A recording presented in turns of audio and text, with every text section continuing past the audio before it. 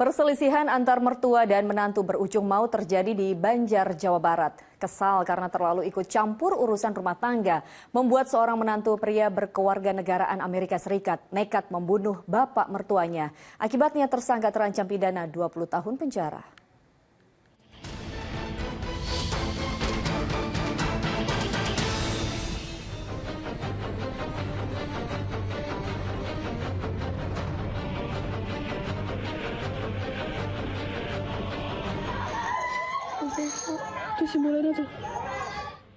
Warga Dusun Randegan, Kecamatan Purwaharja, Kota Banjar, Jawa Barat, geger saat seorang pria warga negara Amerika Serikat berjalan keluar rumah usai membunuh bapak mertuanya yang sedang berkebun.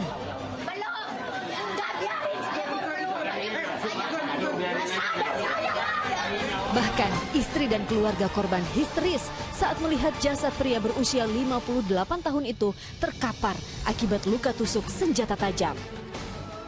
Pria bernama Arthur Wellor saat itu langsung diamankan warga. Agar tidak diamuk massa, aparat kepolisian membawa pria berusia 35 tahun itu ke Mapolres Banjar. Dari hasil investigasi sementara, sang menantu rupanya menyatroni rumah mertuanya untuk mencari sang istri yang pergi dari rumah setelah mereka cekcok.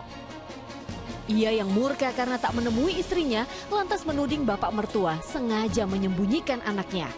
Ya, namun setelah tersangka melihat tidak ada, yang ada mertuanya di sana, di belakang, di kebun terjadi tindak pidana tersebut. Tersangka langsung melakukan penusukan.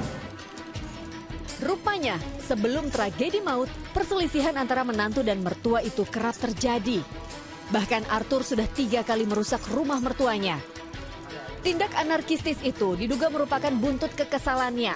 Karena selain masalah bisnis, ia juga diduga kesal tingkah bapak mertua yang ikut campur urusan keluarganya. Anak saya di sini hanya memohon, minta perlindungan, minta keadilan. Suami saya, anaknya banyak banget. Aksi perusakan sebenarnya pernah dilaporkan ke kepolisian. Namun sayangnya, Arthur tak diringkus karena sanksi pidananya di bawah 5 tahun penjara. Polisi tidak pernah menerima apapun.